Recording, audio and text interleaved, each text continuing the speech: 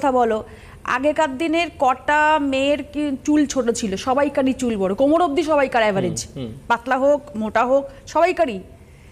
আজকের ডেটে এই যে ঠিক মতন কেয়ার করা যাচ্ছে না বা ঠিক মতন পরিচর্যা করা যাচ্ছে না বা ভেজা চুল, এবার তার জন্যই যে আমিও কিন্তু আমার এত বড় চুল ছিল আমি কাটিং করে ফেলেছি, সবাই দেখতে পাচ্ছে, এটা আমার নিজেরই হেয়ার, এখানে আমার আমি কোনো মানে ফলস লাগিয়ে বসিনি, এটা আমার নিজেরই।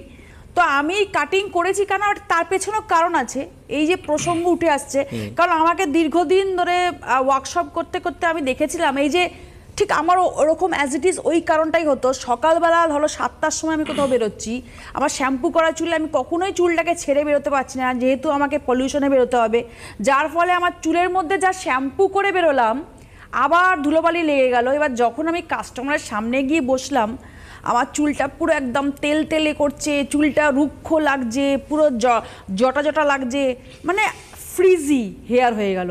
তখন বাধ্য হয়ে আমি কি করতাম, একটু ভেজা অবস্থাতেই আমি একটা করে পুটলি মতন করে আমি চলে যেতাম গন্তব্যস্থানে, সেখানে গিয়ে আমি চুলটাকে আঁচড়াতাম, যার ফলে আমার কিন্তু হেয়ার ফল হতো। এই কারণেই কিন্তু আমার ম্যাক্সিমাম এত মাঝখানে আমার ওয়ার্কশপ বেড়ে গেছিলো, যার ফলে আমাকে হেয়ার কাটিং করতে হয়েছে।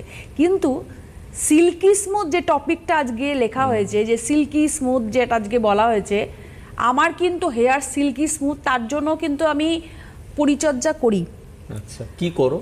কি করি বলতে আমি একটা নিজস্ব প্যাক বানাই, যেটা আমি সবার সাথেই আজকে আলোচনা করব, শেয়ার করব, ফেসবুকেও দিই। আগের একটা ছবিও দিয়েছিলাম যখন আমার হেয়ারটা লম্বা ছিল, তখন কিভাবে ওটা আমার ন্যাচারালি হেয়ার, অনেকে আমার ফেসবুকের সাথেও রয়েছে।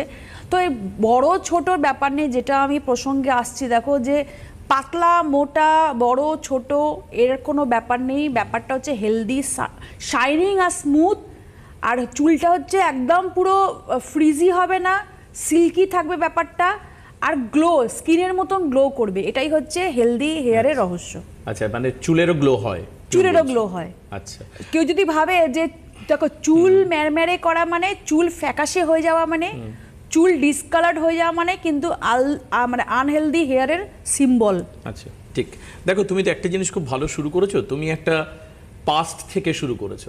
তোমার কথা, আমি পাস্টে যাইনি, তুমি পাস্ট থেকে শুরু করেছো, যে পাস্ট থেকে আজকের দিনে দাঁড়িয়ে।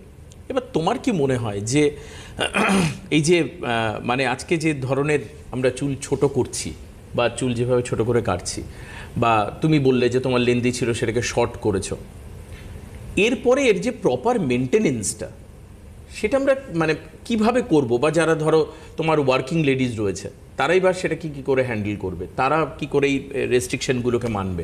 তুমি বলছো একটা প্যাক তৈরি করে সেটা লাগানোর সময় বা ইত্যাদি ইত্যাদি, মানে যা হাজল থাকে আর কি, হাজলফুল যে অংশটা থাকে, সেটা কি করে মেনটেন করবে তারা?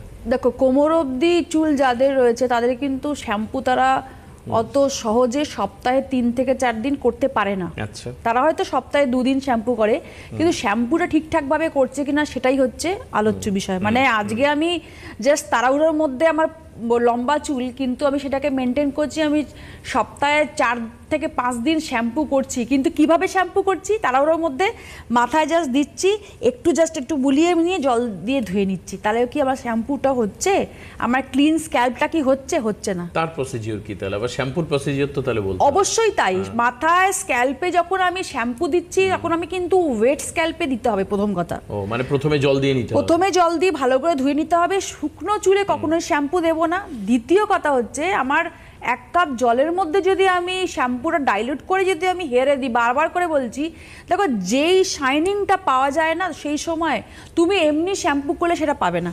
আর আমার গ্লসি, আমার সিল্কি স্মুথ আমার হেয়ারের জন্য আমি শ্যাম্পুটা সবসময় জলের মধ্যে মিশিয়ে করি না, এটা আমার হ্যাবিট।